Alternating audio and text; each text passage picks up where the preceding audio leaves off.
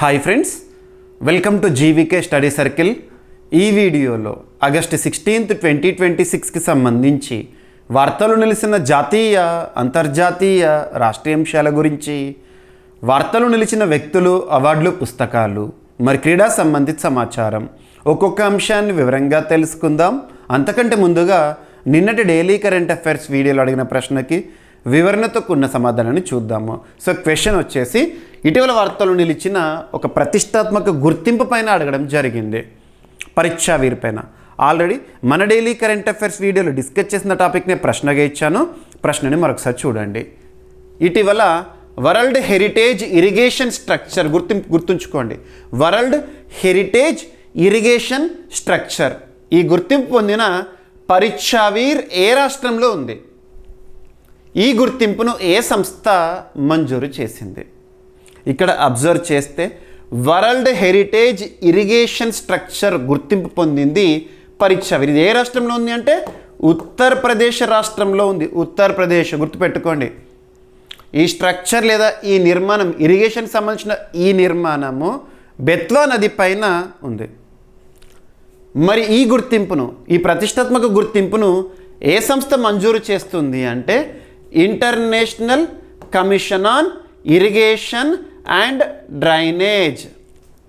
International commission on irrigation and drainage అనే సంస్థ. ఈ సంస్థ న్యూఢిల్లీ కేంద్రంగా పనిచేస్తుంది. సో న్యూఢిల్లీ కేంద్రంగా పనిచేస్తున్న ఒక సంస్థ international commission on irrigation and drainage వారు రీసెంట్గా వరల్డ్ హెరిటేజ్ ఇరిగేషన్ స్ట్రక్చర్ ఒక గుర్తింపుని, ఒక ప్రతిష్టాత్మక గుర్తింపుని పరీక్షా వీర్ అనే ఒక స్ట్రక్చర్కి ఇచ్చారు. చాలా హిస్టారికల్ ప్రాజెక్ట్ అని చెప్పవచ్చు. ఈ పరీక్షా వీర్ ఉత్తరప్రదేశ్ రాష్ట్రంలో ఉంది. ఎనఫ్ పోటీ పరీక్షల్లో ఈ పాయింట్స్ గుర్తుంచుకుంటే చాలు. ఓకేనా? సో పరీక్షా వీర్కి ఐసిఐడి అంటే international commission on irrigation and drainage నీటిపారుదల, వరల్డ్ హెరిటేజ్ ఇరిగేషన్ స్ట్రక్చర్ గుర్తింపు. అభ్యర్థులు ఇటీవల కాలంలో వార్తలు నిలిచిన ప్రతిష్టాత్మక గుర్తింపులు ఏవైతే ఉంటాయో, జిఏకి సంబంధించి కానివ్వండి, యునెస్కోకి సంబంధించి కానివ్వండి, ఇటువంటి అంతర్జాతీయ ప్రాముఖ్యతలు ఉన్న గుర్తింపులు కానివ్వండి, ఎక్కువగా ఫోకస్ చేయాలి.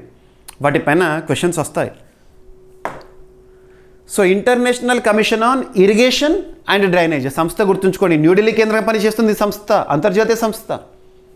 ఉత్తరప్రదేశ్లోని ఝాన్సీలో ఉన్న దాదాపు 140 ఏళ్ల నాటి పరీక్షా వీర్ స్ట్రక్చర్కి 2026 ఆగస్టు 13న వరల్డ్ హెరిటేజ్ ఇరిగేషన్ స్ట్రక్చర్ గుర్తింపునిచ్చారు. హెరిటేజ్ అంటే మన వారసత్వము. చూడండి, 140 ఇయర్స్ హిస్టరీ ఉన్న ఒక స్ట్రక్చర్.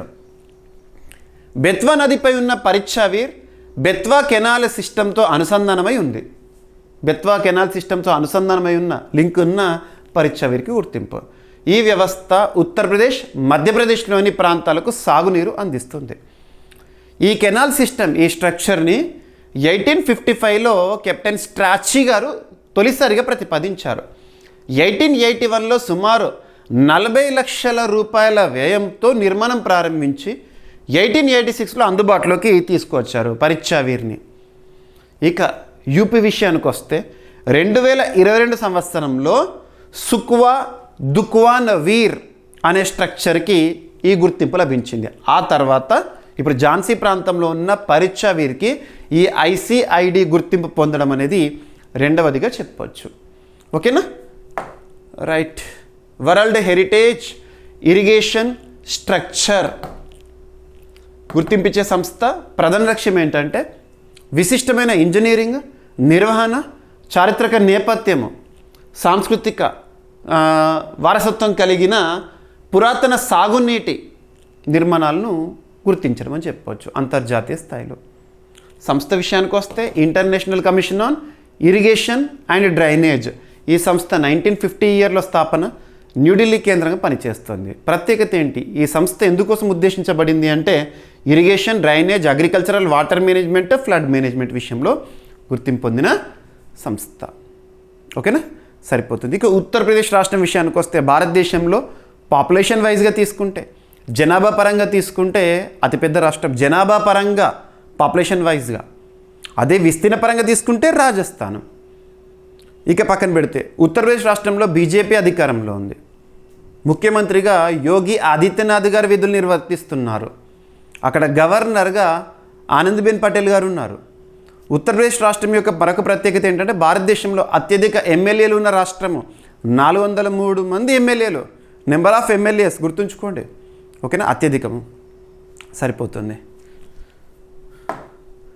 ఇక ఆగస్ట్ 15, 2026 80వ స్వాతంత్ర దినోత్సవ వేడుకలు అంగరంగ వైభవంగా జరిగినాయి. మరి ఈ వేడుకల సందర్భంగా భారత ప్రధాని నరేంద్ర మోదీ గారి ప్రసంగం పోటీ పరీక్షల్లో అడుగుతారు. కొంతమంది ప్రముఖులకు సంబంధించిన ప్రసంగాలు లేదంటే ప్రముఖులకు సంబంధించిన రచనల్లో పేర్కొన్న అంశాలపైన ప్రశ్నలు వస్తాయి. మరి ఎర్రకోట పైన జాతీయ జెండాను ఆవిష్కరించి భారత ప్రధాని నరేంద్ర మోదీ గారు జెండా ఎగరవేసిన తర్వాత ఇచ్చిన ప్రసంగం ఏదైతే ఉంటుందో ఆ ప్రసంగంలోని ముఖ్య అంశాలు. ఇక్కడ లక్ష్యం ఒకటే, వికసిత భారత్. వికసిత భారత్ ఏంటి? మన భారతదేశానికి స్వాతంత్రం వచ్చి 100 సంవత్సరాల అద్భుత గడియలను చూడబోతున్న సందర్భము. ఎప్పటికీ 2047, 1947 to 2047 100 సంవత్సరాల అద్భుత గడియలు చూడబోతున్నాము. సో అప్పటికి మనం సాధించాల్సిన లక్ష్యాలు, వికసిత భారత్ లక్ష్యాలు. అందులో భాగంగా సప్తధారని ప్రకటించారు, లక్ష్యాలను ప్రకటించారు. 7 పైన ఫోకస్ చేయాలి. హెడ్డింగ్ చూస్తే సరిపోతుంది.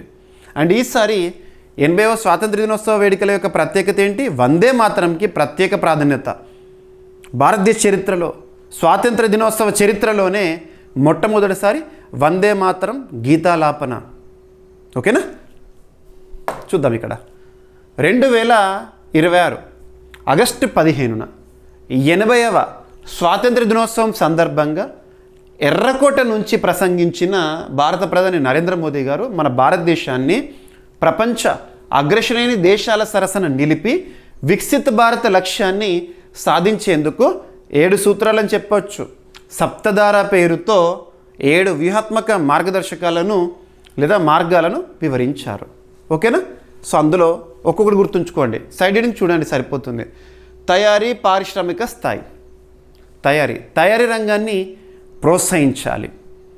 ఇప్పటికే చూస్తున్నాం ప్రోత్సాహం ఎలా ఉంది అనేది. మన make in India, Atmanirbhar Bharat ఇవన్నీ కూడా తయారీ రంగ ప్రోత్సాహం కోసం. ఒకప్పుడు మన భారతదేశం ఎక్కువగా దిగుమతులపైన ఆధారపడి ఉండేది. ఇప్పుడు చూడండి, మన స్థానిక అవసరాలను తయారీ రంగం అనేది తీరుస్తోంది. మన అవసరాలు పోను ఎగుమతి చేస్తున్నాం. ఎక్కువగా ఎక్స్పోర్ట్ చేసే స్థాయికి మనము ఎదిగాము. ఒక దేశం ఎక్కువగా ఎక్స్పోర్ట్స్ తక్కువగా ఇంపోర్ట్స్ చేస్తుంది అంటే ఫారెక్స్ పెరుగుతుంది, ఆర్థిక వ్యవస్థ బలపడుతుంది అన్నట్టు. ఆ దిశగా మనం ప్రయాణించాలని చెప్పారు. తయారీ రంగంపై ఎక్కువ ప్రోత్సాహం. తయారీ పారిశ్రామిక స్థాయి. దేశీయ తయారీ, విడిభాగాల పరిశ్రమలు విస్తరించి దిగుమతులపై ఆధారాన్ని తగ్గించాలి. మనకు కావాల్సిన వాటిని ఇక్కడనే తయారు చేయాలి, మేక్ ఇన్ ఇండియాలో భాగంగా. సెకండ్, వ్యవసాయం, ఆహార శుద్ధి, ఫుడ్ ప్రాసెసింగ్కి సంబంధించి మరియు వ్యవసాయ రంగానికి సంబంధించి విలువ జోడింపు, వాల్యూ అడిషన్. ఫుడ్ ప్రాసెసింగ్ ద్వారా భారత వ్యవసాయ రంగాన్ని ఎగుమతుల ప్రధాన కేంద్రంగా తీర్చిదిద్దడం. ఇందుకోసం చూడండి కొన్ని సంస్థలు కూడా ఉన్నాయి. అపెడా లాంటి సంస్థలు, agriculture and processed foods exports development authority under ministry of commerce, ఇటువంటి సంస్థలను ప్రోత్సహించాలి. వారేం చేస్తారు? వ్యవసాయ రంగము ముఖ్యంగా ప్రాసెస్డ్ సెక్టార్ని ప్రోత్సహించి ఎగుమతుల దేశంగా మన భారతదేశాన్ని తీర్చిదిద్దడంలో కీలక పాత్ర పోషిస్తారు. టెక్నాలజీ, డీప్ టెక్ ప్రస్తుతం ప్రపంచాన్ని నడిపిస్తోంది సాంకేతికత, technology. Artificial intelligence, generative AI, quantum computing, advanced robotics, satellite కమ్యూనికేషన్స్లో భారత్ను ప్రపంచ నాయకత్వ స్థాయికి తీసుకెళ్ళాలి. టెక్నాలజీ రంగంలో భారతదేశాన్ని నిలబెట్టాలి. ఓకేనా? Unified payments interface. మన భారతదేశం యొక్క డిజిటల్ ఇన్ఫ్రాస్ట్రక్చర్ అద్భుతము. మన భారతదేశం డిజిటల్ రివల్యూషన్ చూస్తుంది. మన భారతదేశం యొక్క డిజిటల్ ఇన్ఫ్రాస్ట్రక్చర్ని వివిధ దేశాలు అడాప్ట్ చేసుకుంటున్నాయి. యూపీఐ సేవల గురించి చూసాం, వివిధ దేశాల్లో ప్రారంభమైన యూటీఎల్ సేవలు. ఓకేనా? అటువంటి భారత డిజిటల్ వ్యవస్థలను ప్రపంచవ్యాప్తంగా విస్తరించాలని చెప్పేసేసి. ఇక నెక్స్ట్, పిఎం గతిశక్తి, మల్టీ మోడల్ రవాణా. పిఎం గతిశక్తి అంటేనే ఇన్ఫ్రాస్ట్రక్చర్ని అభివృద్ధి చేయడము, ఇన్ఫ్రాస్ట్రక్చర్, ట్రాన్స్పోర్ట్ని పెంచడం, ఇటువంటివి. సమీకృత మౌలిక సదుపాయాలు, లాజిస్టిక్స్ని అభివృద్ధి చేసి పారిశ్రామిక క్లస్టర్ల మధ్య హై స్పీడ్ రైలు అనుసంధానాన్ని పెంచాలని. ఇక రక్షణ సామర్థ్యం పెరుగుదల మరియు ఎగుమతులు. సో ఇక్కడ అబ్జర్వ్ చేస్తే రక్షణ రంగం రక్షణ రంగానికి సంబంధించిన గణాంకాలు మనం నిన్నటి క్లాస్లో కూడా డిస్కస్ చేశాము. అబ్జర్వ్ చేస్తే 2025-26 ఆర్థిక సంవత్సరం, గడిచిన ఆర్థిక సంవత్సరంలో మన భారతదేశానికి సంబంధించి రక్షణ రంగ ఉత్పత్తుల విలువ ఇన్ ఇండియా 1.78 lakh crore రూపీస్కి చేరింది. రికార్డు స్థాయి, గడిచిన ఆర్థిక సంవత్సరంలో రికార్డు స్థాయి రక్షణ రంగ ఉత్పత్తులు. మరి ఇంకొక ప్రధానమైన అంశం ఏంటంటే మన రక్షణ రంగానికి సంబంధించిన ఉత్పత్తులను వివిధ దేశాలకు ఎగుమతి చేస్తున్నాం. గడిచిన ఆర్థిక సంవత్సరం 2025-26 ఆర్థిక సంవత్సరం మన ఎగుమతులు, రక్షణ రంగ ఎగుమతుల విలువ 38,000 కోట్ల రూపాయలకు పైగా చేరింది. ఇవన్నీ చూడాలి. ఓకేనా? రైట్. రక్షణ ఉత్పత్తుల్లో స్వీయ సమృద్ధి సాధించడము, రక్షణ ఎగుమతులను పెంచడము, స్వదేశీ సైనిక సామగ్రిపై ఆధారాన్ని చూడము. ఓకేనా? స్వదేశీ సైనిక సామగ్రిపై ఆధారాన్ని చూడాలి. అంటే ఆటోమేటిక్గా ఏం చేయాలి? విదేశీ సైనిక సామగ్రి ఏదైతే ఉందో ఇంపోర్ట్స్ని తగ్గించాలి, ఆధారపడడం తగ్గించాలి. స్వదేశీ సైనిక సామగ్రిపై ఆధారపడడం గురించి ఎక్కువగా ఫోకస్ చేయాలి, చూడాలని చెప్పేసి. Green blue economy, green hydrogen, clean energy, సముద్ర వనరుల సుస్థిర అన్వేషణ, వినియోగం ద్వారా పర్యావరణ సుస్థిరత సాధిస్తుంది. దీనికి ఒక ఎగ్జాంపుల్ ఇక్కడ ఎక్కువగా రీసెంట్ ఎగ్జాంపుల్స్ చెప్తున్నాను ఒక్కొక్క టాపిక్ సంబంధించి. ఇక్కడ చూడండి, మనం లాస్ట్ జూలై మంత్ అబ్జర్వ్ చేస్తే భారతదేశంలో మొట్టమొదటి గ్రీన్ హైడ్రోజన్ ప్రారంభోత్సవం హర్యానా రాష్ట్రంలో జింద్, సోనిపట్ ప్రాంతాలు కనిపిస్తుంది. మనం రవాణా రంగంలో కూడా గ్రీన్ ఎకానమీని ప్రోత్సహిస్తున్నాం. ఇటువంటివి అన్నట్టు గ్రీన్ హైడ్రోజన్, క్లీన్ ఎనర్జీ, సముద్ర వనరుల సుస్థిర అన్వేషణ, వినియోగం ద్వారా పర్యావరణ సుస్థిరతను సాధించాలి. ఇక సప్తధారలో 7వది ఏంటంటే soft power, cultural diplomacy, student exchanges, అంతర్జాతీయ నైపుణ్యం కలిగిన మానవ వనరుల ద్వారా భారత యువశక్తి, సాంస్కృతిక శక్తిని ప్రపంచవ్యాప్తంగా వినియోగించడం అనేది ఉద్దేశము. ఓకేనా? ఇక ప్రధాని గారి ప్రసంగంలో ఎక్కువగా తయారీ రంగము, అంతరిక్ష రంగము, అణుశక్తి, సెమీకండక్టర్స్, కొత్త సాంకేతిక రంగాల్లో యువతకు అవకాశాలపై ప్రత్యేకంగా దృష్టి కేంద్రీకరించారు. సో ప్రసంగంలో మరొక అంశం ఏంటంటే ప్రస్తుతం యువతని ఉద్దేశించి పోటీ పరీక్షలకు ప్రిపేర్ అవుతున్న అభ్యర్థుల కోసము అతి త్వరలో ఉచిత కాంపిటేటివ్ ఎగ్జామినేషన్స్ కోచింగ్ ఇవ్వడానికి చర్యలు తీసుకుంటామని కూడా ప్రత్యేకంగా గుర్తుంచుకోండి. ఓకేనా? సో 1 కోటి మందికి ఆర్టిఫిషియల్ ఇంటెలిజెన్స్ శిక్షణ, పోటీ పరీక్షలకు ఆన్లైన్ కోచింగ్, 2038 ఒలింపిక్స్ కోసము 5 నుంచి 15 ఏళ్ల పిల్లల్లో ప్రతిభాన్వేషణ చేపట్టినట్లు వెల్లడించారు. 2047 నాటికి భారత్ అణువిద్యుత్ సామర్థ్యాన్ని 100 గిగావాట్లకు పెంచాలని లక్ష్యాలు ఇవి. సో న్యూక్లియర్ ఎనర్జీ ఎంతకు పెంచాలంటే 2047 నాటికి 100 గిగావాట్లకి. ఈ దశాబ్దంలో 5 కొత్త అణు రియాక్టర్లు ఏర్పాటు చేయాలని లక్ష్యంగా పెట్టుకున్నారు. అణు రియాక్టర్స్ ప్రస్తుతం మన అణు రియాక్టర్లు అంటే తారాపూర్, జైతాపూర్ మహారాష్ట్ర, కైగా కర్ణాటక, రావత్బట్ట రాజస్థాన్, నరోరా యూపీ, కాక్రపార గుజరాత్, కల్పక్కం కుడంకులం తమిళనాడు, ఇవన్నీ చూడాలి. వాటితో పాటు ఈ దశాబ్దంలో కొత్తగా 5 అణు రియాక్టర్లు ఏర్పాటు చేయాలని చెప్పేసి ఏ టైప్ ఆఫ్ రెన్యూవబుల్ ఎనర్జీ. ఓకేనా?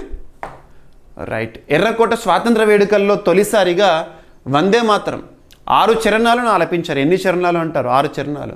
అనంతరం జాతీయ పతాక ఆవిష్కరణ, జనగణమన ఆలపన జరిగినాయి. సీక్వెన్స్ గుర్తుంచుకోండి. ఫస్ట్ వందే మాతరం, తర్వాత జెండా ఆవిష్కరణ, తర్వాత జనగణమన. రక్షణ రంగంలో స్వీయ సమృద్ధికి గుర్తుగా స్వదేశీ 105 mm లైట్ ఫీల్డ్ గన్స్తో సాంప్రదాయ 21 గన్ సెల్యూట్ని నిర్వహించారు.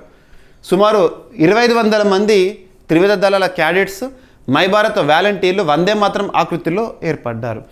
మరియు ఈ వేడుకల యొక్క మరొక ప్రత్యేకత ఏంటంటే 100 బెనిఫిషరీస్ ఆఫ్ పిఎం విశ్వకర్మ బెనిఫిషరీస్ని 100 మెంబర్స్ని ఇన్వైట్ చేయడము, వారు ముఖ్య అతిథులుగా, ఇవన్నీ కూడా మనము ప్రత్యేకంగా చూసాము.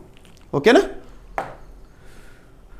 రైట్. వికసిత భారత్ 2047 నాటికి సంబంధించి. ఓకేనా? సరిపోతుంది. ఇక పిఎం గతిశక్తి ఇన్ఫ్రాస్ట్రక్చర్ డెవలప్మెంట్కి సంబంధించి 2021 నుండి మనం చూస్తున్నాము.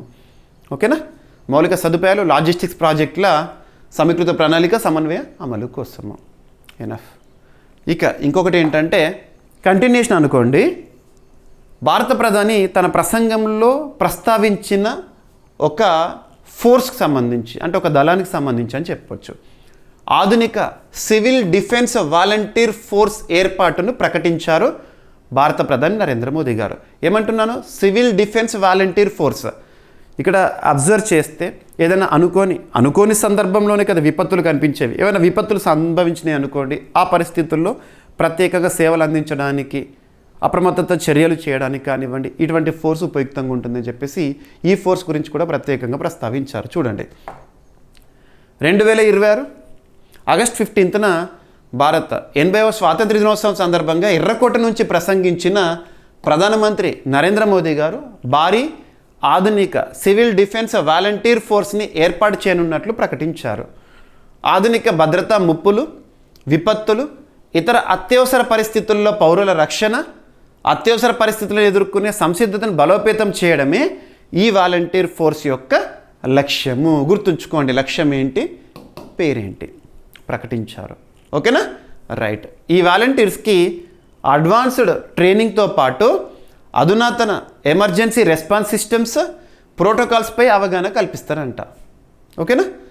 సో భారత్లో సివిల్ డిఫెన్స్ అనేది యుద్ధం, శత్రుదాడులు, విపత్తులు, ఇతర అత్యవసర పరిస్థితుల్లో ప్రజలు, ఆస్తులు, అత్యవసర సేవలను రక్షించే చట్టబద్ధ వ్యవస్థ. ఏం లేదు, సివిల్ డిఫెన్స్ వాలంటీర్ ఫోర్స్ ప్రత్యేక బృందం అని చెప్పచ్చు. ఎందుకోసము? ఆధునిక భద్రతా ముప్పులు, విపత్తులు, ఇతర అత్యవసర పరిస్థితుల్లో పౌరుల రక్షణ, అత్యవసర పరిస్థితులు ఎదుర్కొనే సంసిద్ధతను బలోపేతం చేయడం కోసము ఈ వాలంటీర్స్. సరిపోతుంది.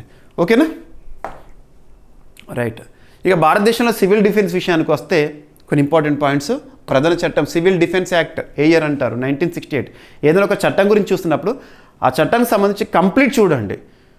ఆ చట్టానికి సంబంధించి కన్సర్డ్ ఇయర్ ఉంటుంది, ఆ ఇయర్ని గుర్తుంచుకోవాలి. సివిల్ డిఫెన్స్ యాక్ట్ ఏ ఇయర్ అంటారు? 1968. సంబంధిత నిబంధనలు ఏంటంటే సివిల్ డిఫెన్స్ రూల్స్ 1968. మంత్రిత్వ శాఖ, నోడల్ మంత్రిత్వ శాఖ ఏ మంత్రిత్వ శాఖ పరిధిలో అంటే మినిస్ట్రీ ఆఫ్ హోమ్ అఫైర్స్. విపత్తుల నిర్వహణ అనగానే మనకు మినిస్ట్రీ ఆఫ్ హోమ్ అఫైర్స్ గుర్తుకు రావాలి. ప్రస్తుతం కన్సర్న్ మినిస్టర్ ఎవరు ఉన్నారు? అమిత్ షా గారు. సో ప్రజల భాగస్వామ్యంతో పనిచేసే పౌర అత్యవసర సంసిద్ధత రక్షణ వ్యవస్థ ఇది. ఓకేనా. సో నెక్స్ట్ టాపిక్ వచ్చేసి బ్రిక్స్కి సంబంధించి అభ్యర్థులు ఒక విషయాన్ని గుర్తుంచుకోండి. రానున్న ఏ పోటీ పరీక్ష అయినా, ఏ స్థాయి పోటీ పరీక్ష అయినా బ్రిక్స్ అనే టాపిక్కి సంబంధించి, బ్రిక్స్ అనే టాపిక్ అని చెప్తున్నాను ఎందుకంటే బ్రిక్స్కి సంబంధించి ఈ సంవత్సరం పొడవునా మనం చాలా టాపిక్స్ని చూస్తున్నాము. బ్రిక్స్ మినిస్టీరియల్ కాన్ఫరెన్సెస్ అని, సెగ్మెంట్ వైజ్ కాన్ఫరెన్సెస్, డిఫరెంట్ చూస్తున్నాం. కొన్ని declarations, Guwahati declaration, Bhopal declaration, ఇవన్నీ చూస్తున్నాం మనం బ్రిక్స్కి సంబంధించి. ఎందుకు ఇన్నిసార్లు మనం బ్రిక్స్ సంబంధించి ఈ టాపిక్ డిస్కస్ చేస్తున్నామంటే 2026 జనవరి 1వ తేదీన భారత్ బ్రిక్స్ కూటమికి అధికారికంగా అధ్యక్ష బాధ్యతలను స్వీకరించింది. ఈ సంవత్సరం పొడవునా బ్రిక్స్ కూటమికి అధ్యక్ష బాధ్యతల్లో భారత్. మరి బ్రిక్స్ సంబంధించిన శిఖరాగ్ర సదస్సు ఎప్పుడు జరగబోతోందంటే సెప్టెంబర్ 2026లో. గుర్తుంచుకోండి. ఇక పక్కన పెడితే బ్రిక్స్కి సంబంధించి ఒక సదస్సు ఐసీటీ సదస్సు అనేది జరగబోతోంది పూణే మహారాష్ట్రలో రేపటి నుండి ప్రారంభం కాబోతోంది. సో దీనికి సంబంధించిన థీమ్ ఏంటి మరియు ఎవరు నిర్వహిస్తున్నారు ఇవన్నీ చూసే ముందు బ్రిక్స్కి సంబంధించి బేసిక్ పాయింట్స్. బ్రిక్స్ కూటమి 2009లో స్థాపన. ప్రస్తుతం బ్రిక్స్ కూటమికి అధ్యక్ష బాధ్యతల్లో భారత్. ఇటువంటి చూడాలి. ఉదాహరణ చెప్పాలంటే అంతర్జాతీయ స్థాయిలో లేదా ప్రపంచంలో కొన్ని ప్రముఖ కూటములు G7 అధ్యక్ష బాధ్యతల్లో ఫ్రాన్స్, G20 అధ్యక్ష బాధ్యతల్లో అమెరికా, బిమ్స్టెక్ అధ్యక్ష బాధ్యతల్లో బంగ్లాదేశ్, ఇలాంటివి చూడాలి. సో బ్రిక్స్ అంటే ఇండియా. ఈ ఇయర్ 2026 సంబంధించి. సో బ్రిక్స్ కూటమి 2009లో స్థాపన. బ్రిక్ అనే పదాన్ని కాయిన్ చేసిన వ్యక్తి జిమ్ ఓ నీల్. బ్రిక్స్లో 11 సభ్య దేశాలు ఉంటాయి. ఆ 11 సభ్య దేశాల పేర్లను తప్పనిసరిగా చూడాల్సిందే. ఎందుకంటే మీరు example UPSC civil services preliminary examination papers ఈ ఇయర్ది లాస్ట్ ఇయర్ చూసారనుకోండి, కొన్ని కూటములు సభ్య దేశాలపైన అడుగుతున్నారు. గుర్తుంటేనే సమాధానం ఇక్కడ. సో చూడండి, ఇక్కడ యూరోపియన్ యూనియన్లో ఎన్ని సభ్య దేశాలు ఉన్నాయని ఈ year UPSC civil service preliminary ఎగ్జామినేషన్లో అడిగారు. మీరు డైరెక్ట్ చూడవచ్చు, నేను డిస్కస్ చేశాను మన యూట్యూబ్ ఛానల్లో చూడండి. సో 27 సభ్య దేశాలు ఉంటాయి. 27 సభ్య దేశాలు. ఆ 27 పేర్లు గుర్తుంటేనే సమాధానం వస్తుంది. ఇక నెక్స్ట్ లాస్ట్ ఇయర్ ఏమో యూపీఎస్సీ సివిల్ సర్వీస్ ప్రిలిమినరీ ఎగ్జామినేషన్లో అడిగిన ప్రశ్న నాటో మెంబర్ కంట్రీస్ పైన అడిగారు. 32 సభ్య దేశాలు గుర్తుంటేనే సమాధానం వస్తుంది. మరి ఇక్కడ ఈసారి ఖచ్చితంగా బ్రిక్స్ పైన అడుగుతారు. ఈజీగా గుర్తుంటుంది. బ్రిక్స్ సభ్య దేశాలు 11, 5 ఈజీగా గుర్తుంటాయి. BRICS Brazil, Russia, India, China, South Africa. ఇవి పోను Egypt, Ethiopia, Iran, Indonesia, Saudi Arabia, United Arab Emirates, మొత్తం 11 దేశాలు. ఓకేనా. సో భారత్ ఆధ్వర్యంలో బ్రిక్స్కి సంబంధించి ఐసీటీ ట్రాక్ సమ్మిట్ అనేది ఎక్కడ జరగబోతోంది?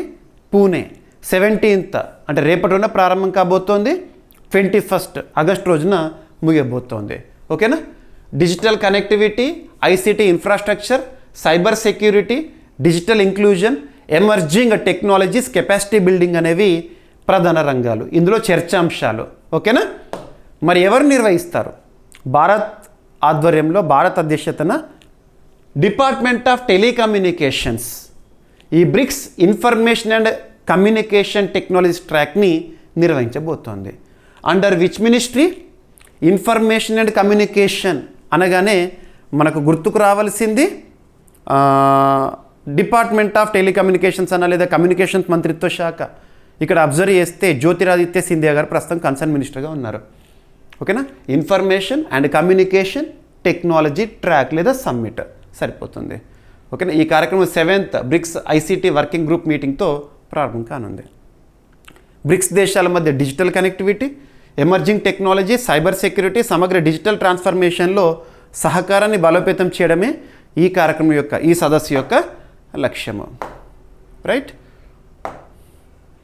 ఇక నెక్స్ట్ కొన్ని గణాంకాల పైన పోటీ పరీక్షల్లో ఇటీవల కాలంలో వార్తలు నిలిచిన కొన్ని ఇంపార్టెంట్ స్టాట్స్ ఏవైతే ఉంటే వాటిని చూడండి. మనం నిన్నటి క్లాస్లో డిఫెన్స్కి సంబంధించిన కంప్లీట్ స్టాట్స్ని చూసాము. ఇక్కడ గడిచిన ఆర్థిక సంవత్సరంలో ఎలక్ట్రానిక్స్, మొబైల్ ఫోన్ ఎగుమతులు ఏ విధంగా ఉన్నాయి మరియు కంపారేటివ్ స్టడీ గతంతో పోలిస్తే ఏ విధమైన వృద్ధిని నమోదు చేసింది భారత్? ఈ పాయింట్ చూద్దాము. సో భారత్ ఎలక్ట్రానిక్స్ ఎగుమతులు వచ్చేసేసి 2025-26 ఆర్థిక సంవత్సరం అంటే గడిచిన ఆర్థిక సంవత్సరం సంబంధించి మనకి ఇప్పుడు అఫిషియల్ స్టాట్స్ ఉండేటివి. మరి ప్రస్తుత ఆర్థిక సంవత్సరం నెక్స్ట్ ఇయర్ చూస్తాం అన్నట్టు. అలాగా 2025-26 ఆర్థిక సంవత్సరంలో సుమారు 4.24 లక్షల కోట్ల రూపాయలకు చేరినాయి. భారత్లో తయారవుతున్న ఎలక్ట్రానిక్స్ ఉత్పత్తులకు అంతర్జాతీయ మార్కెట్లో పెరుగుతున్న డిమాండ్ ఈ వృద్ధికి దోహదపడుతుంది. ఏ దేశమైనా కూడా ఎగుమతులపైన ఎక్కువగా ఫోకస్ చేస్తుంది, దిగుమతులను తగ్గించే చర్యలు తీసుకుంటుంది. కారణం ఏంటంటే ఫారెక్స్ నిల్వలు పెంచుకోవాలి. ఎకానమీ ఆటోమేటిక్గా గ్రోత్ని చూస్తుంది ఫారెక్స్ నిల్వలు పెరిగినాయి అంటే. గత కొన్నేళ్లలో దేశ ఎలక్ట్రానిక్స్ ఎగుమతులు సుమారు 38,000 కోట్ల రూపాయల నుంచి 4.24 లక్షల కోట్ల రూపాయల వరకు భారీగా పెరిగినాయి. దేశీయ తయారీ, గ్లోబల్ సప్లై చైన్స్ విస్తరణతో భారత్ ప్రపంచంలో రెండో అతిపెద్ద మొబైల్ ఫోన్ తయారీ దేశంగా అవతరించింది. గుర్తుంచుకోండి, ప్రపంచంలో రెండో అతిపెద్ద మొబైల్ ఫోన్ తయారీ దేశంగా భారత్. మొబైల్ ఫోన్ల ఉత్పత్తి వచ్చేసి 2014-15 ఆర్థిక సంవత్సరంలో సుమారు 18 కోట్ల రూపాయల విలువ. అది కాస్త ఇటీవల ముగిసిన ఆర్థిక సంవత్సరంకి 6.27 లక్షల కోట్ల రూపాయలకు పెరిగింది భారతదేశంలో మొబైల్ ఫోన్ల ఉత్పత్తి లేదా తయారీ విలువ. మొబైల్ ఫోన్ ఎగుమతులు వచ్చేసేసి 2014-15లో భారతదేశం నుంచి ఎంత విలువైన మొబైల్ ఫోన్లు ఎగుమతి అయినాయి మొత్తం అంటే 1,500 కోట్ల రూపాయల విలువ అప్పుడు ఎగుమతి.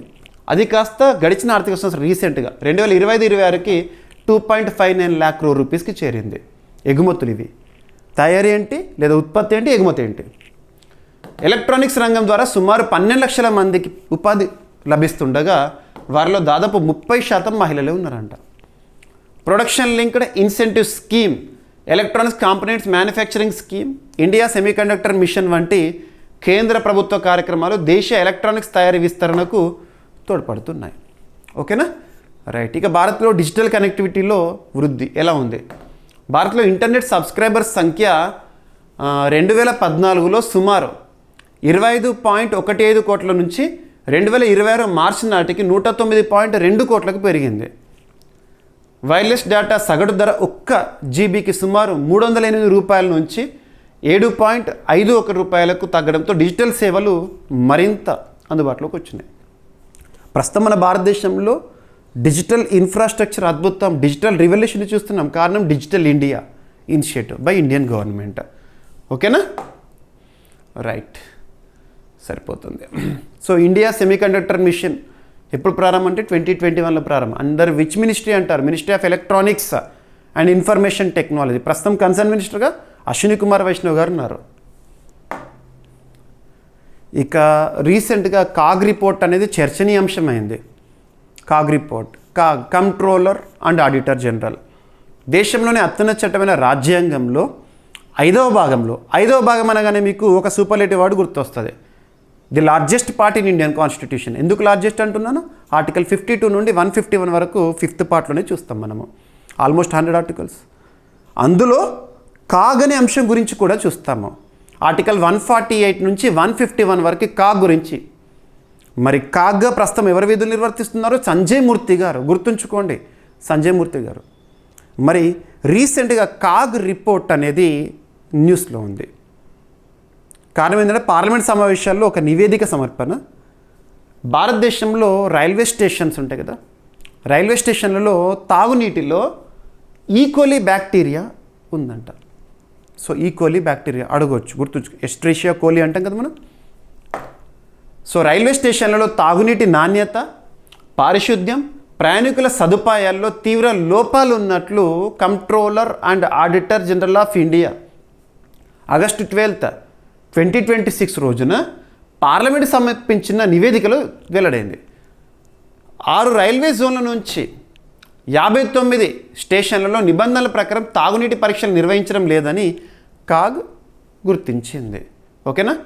పలు స్టేషన్లోని తాగునీటి నమూనాల్లో ఈకోలి, ఎస్ట్రిషియా కోలి బ్యాక్టీరియా ఆనవాళ్ళు గుర్తించారంట. ఓకేనా? డైరెక్ట్గా గుర్తుపెట్టుకోండి, సరిపోతుంది. ఎన్ని స్టేషన్స్ ఇవన్నీ అడగరు. ఓకేనా? ముఖ్యంగా రైల్వే స్టేషన్ల నిర్వహణలో లోపాలు ఉన్నాయి, ఈవెన్ అక్కడ తాగునీటిలో కూడా బ్యాక్టీరియా ఉంది అని చెప్పేసి చెప్తున్నారు. ఇక కంట్రోలర్ అండ్ ఆడిటర్ జనరల్కి సంబంధించి ఈ పదవికి సోర్స్ ఏంటి? మన భారతదేశంలో బ్రిటన్ కాన్స్టిట్యూషన్ నుండి తీసుకున్నాము. Sources of constitution important. ఇది కాగ్కి ఆధారం ఏంటి అని. ఓకేనా? సో కాగ్ని నియమించే అధికారము రాష్ట్రపతికి ఉంది. అందుకే according to article 148 CAG, according to article 151 CAG submits his report to president. Article 151 దేశం అంతటికి ఒకేరే కాగ్ ఉంటారు, కేంద్ర ప్రభుత్వానికైనా రాష్ట్రానికైనా. 6 సంవత్సరాలు లేదా 65 ఏళ్ళ వయసు వరకు ఉంటారు. ఎవరు? కాగ్. 6 సంవత్సరాల పదవీకాలం లేదా ఏజ్ అయితేనేమో 65 years, ఏది ముందైతే అది రిటైర్మెంట్. ఓకేనా? ఇక ఎస్ట్రిషియా కోలి బ్యాక్టీరియా నీటిలో గుర్తింపు, మల సంబంధిత కలుషితానికి సూచికగా పరిగణిస్తారు. ఆరోగ్య ప్రభావం ఎలా ఉంటుందంటే కొన్ని రకాల ఈకోలి విరేచనాలు జీర్ణకోశ సంబంధిత వ్యాధులకు కారణమవుతాయి. ఓకేనా? ఇక నెక్స్ట్ సైన్స్ అండ్ టెక్నాలజీలో భాగంగా అర్థం చేసుకోవచ్చు. అణుశక్తి రంగానికి సంబంధించి కూడా అర్థం చేసుకోవచ్చు. శాంతి. సో శాంతి ఇక్కడ అభ్యర్థులకు ఒక క్లారిటీ, టాపిక్ చదివేటప్పుడే క్లారిటీగా చదవండి. Shanti act is different, that is related to nuclear లేదా అణుశక్తి రంగానికి సంబంధించి. Shanti campaign is different. Shanti campaign ఏంటంటే ఐక్యరాజ్యసమితి భద్రతా మండలిలో 2028-29 సంవత్సరానికి గాను, అంటే 2 ఏళ్ల కాలానికి గాను భారతదేశము తాత్కాలిక సభ్యత్వం కోసం ప్రారంభించిన క్యాంపెయిన్ అది. Shanti campaign is different, Shanti act is different. రెండు కూడా యాక్రోనిమ్స్ గుర్తుంచుకోవాలి. ఐక్యరాజ్యసమితి భద్రతా మండలి, సో యుఎన్ఎస్సికి సంబంధించిన శాంతి క్యాంపెయిన్ అన్నాను కదా, ఆ ఫుల్ ఫామ్ ఏంటంటే securing holistic advancement through norms, trust and integrity. రీసెంట్గా డైలీ కరెంట్ అఫైర్స్ వీడియోలో క్వశ్చన్గా ఇచ్చి ఎక్స్ప్లెనేషన్ కూడా ఇచ్చాను మీకు, చూడండి. Very very important. ప్రస్తుతానికి ఈ శాంతి క్యాంపెయిన్ మనకు అవసరం లేదు. ఈ టాపిక్ సంబంధించి ఏంటి ఈరోజు వార్తలు ఇచ్చిన టాపిక్ శాంతి యాక్ట్. ఓకేనా? సో ప్రస్తుతానికి ఈ శాంతి క్యాంపెయిన్ అప్రస్తుతం. మనం వెళ్ళాల్సింది దేనికి సంబంధించి? శాంతి యాక్ట్, అణుశక్తి రంగానికి సంబంధించి. శాంతి చట్టం కింద అణు రియాక్టర్ల నియంత్రణకు ముసాయిదా నిబంధనలు విడుదల చేసింది ప్రభుత్వము. ఓకేనా? సో సస్టైనబుల్ శాంతి యాక్ట్ ఫుల్ ఫామ్ ఏంటి? Sustainable harnessing and advancement of nuclear energy act 2025. శాంతి చట్టం ఏ ఇయర్ అంటారు? 2025 కింద. అణు రియాక్టర్లు, లైసెన్సింగ్, ఆర్థిక భద్రత, పౌర బాధ్యతకు సంబంధించిన ముసాయిదా నిబంధనలను కేంద్ర ప్రభుత్వం విడుదల చేసింది. డ్రాఫ్ట్ గైడ్లైన్స్ ఇవి, డ్రాఫ్ట్. ఓకేనా? ఈ ముసాయిదా నిబంధనలను ఎవరు విడుదల చేస్తారంటే department of atomic energy. So భారతదేశంలో అణుశక్తి రంగం అంటేనే ఏ శాఖ వారు చూస్తారు? Department of atomic energy under PMO.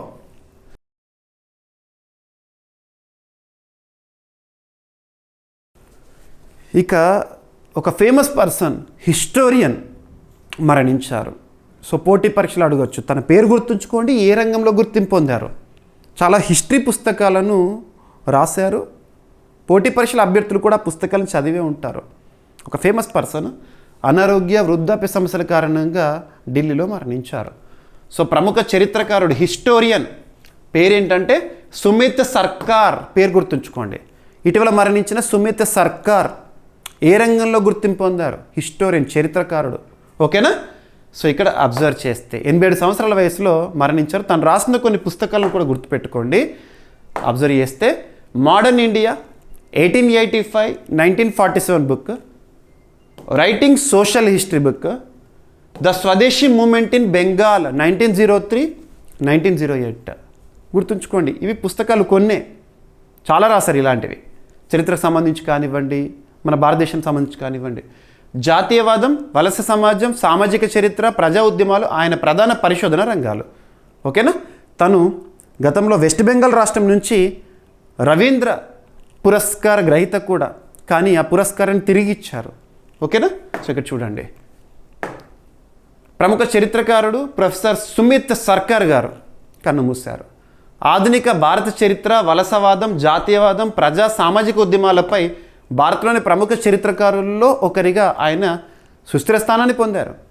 వలస పాలనలో భారత్, స్వాతంత్ర పోరాటము, సామాజిక ఉద్యమాలు, ఆధునిక భారతదేశంలో రాజకీయ సామాజిక పరివర్తనలపై ఆయన పరిశోధనలు విశేష గుర్తింపు పొందినాయి.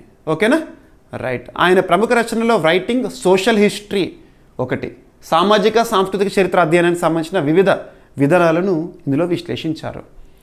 ఇక పశ్చిమ బెంగాల్లోని సింగూర్ నందిగ్రామ్ భూసేకరణ నిర్వాసిత ఘటనలకు నిరసనగా 2007లో రవీంద్ర పురస్కార్ని తను తిరిగి ఇచ్చేశారు. ఓకేనా? రవీంద్ర పురస్కార్ అంటే వెస్ట్ బెంగాల్ ప్రభుత్వం ఇచ్చే ఒక ప్రతిష్టాత్మక పురస్కారం రవీంద్రనాథ్ ఠాగూర్ గారి పేరుతో. ఓకేనా?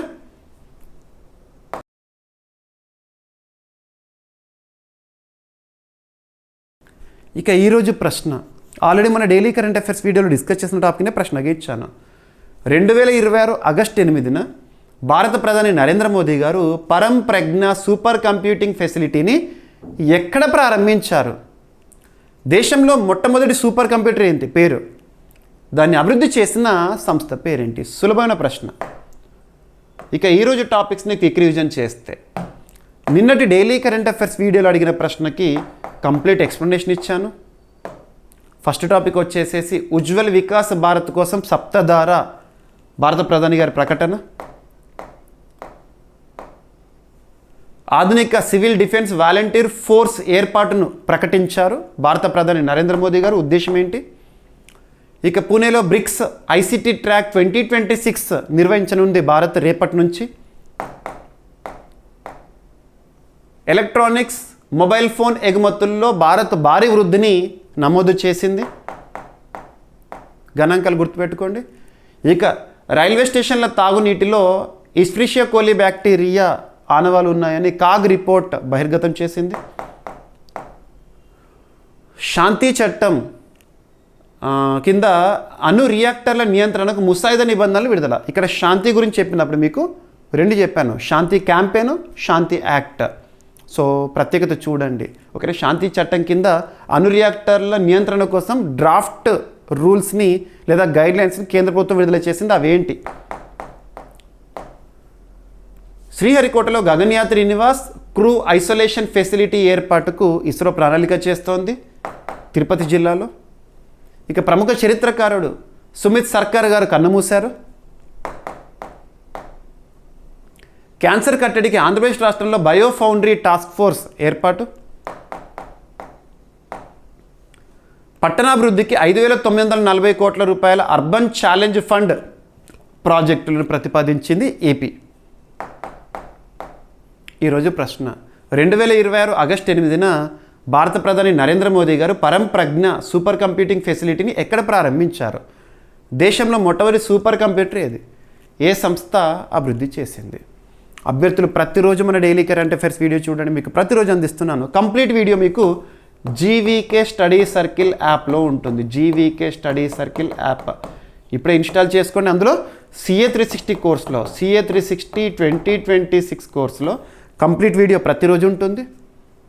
డైలీ పీడిఎఫ్ ఉంటుంది. తెలుగు అభ్యర్థుల కోసం తెలుగులోను, ఇంగ్లీష్ మీడియం అభ్యర్థుల కోసం ఇంగ్లీష్లోను. ఆ పీడిఎఫ్ యొక్క ప్రత్యేకత ఏంటంటే ఈ క్లాస్లో నేను ఎక్స్ప్లెయిన్ చేసిన కంటెంట్, చూపించిన కంటెంట్ మొత్తం కూడా ఉంటుంది. ఇక మంత్ ముగియగానే మంత్లీ రౌండ్ ఆఫ్ వీడియోస్ ఉంటాయి CA 360లో. మంత్లీ మ్యాగజైన్ తెలుగులోను, ఇంగ్లీష్లోనూ ఉంటుంది. Special videos including PDF, short duration videos, one liner current affairs and at the same time ఈ ఇయర్ ఎండ్లో మీకు ఇయర్ రౌండ్ ఆఫ్ పీడిఎఫ్ కూడా ఉంటుంది తెలుగులోను, ఇంగ్లీష్లోను. ఇవన్నీ కూడా CA 360 కోర్స్ యొక్క ప్రత్యేకతలు. ఓకేనా? ఇక అభ్యర్థులందరికీ కూడా ఇండిపెండెన్స్ డే సందర్భంగా మన యాప్లో ఆఫర్స్ని అనౌన్స్ చేశాను. సో రేపటితో, సో ఆగస్ట్ 17th రాత్రి 11 గంటల వరకు ఆఫర్స్ అన్నీ కూడా క్లోజ్ అయిపోతాయి. ఇప్పటివరకు ఇవ్వనటువంటి భారీ ఆఫర్స్ మన యాప్లో అందుబాటులో ఉన్నాయి. ప్రతి కోర్స్ పైన కూడా ప్రతి ఒక్క అభ్యర్థికి స్పెషల్ కూపన్ కూడా ఇచ్చాను ఆఫర్ ప్రైస్ పైన. యూటిలైజ్ చేసుకోండి. ఓకేనా? ఇక ఈరోజు క్లాస్లో ఏమైనా టాపిక్స్ కనుక మిగిలిపోయినట్లయితే రేపటి క్లాస్లో యాడ్ చేసి డిస్కస్ చేద్దాము. రేపు మళ్ళీ కలుద్దాం. Thank you.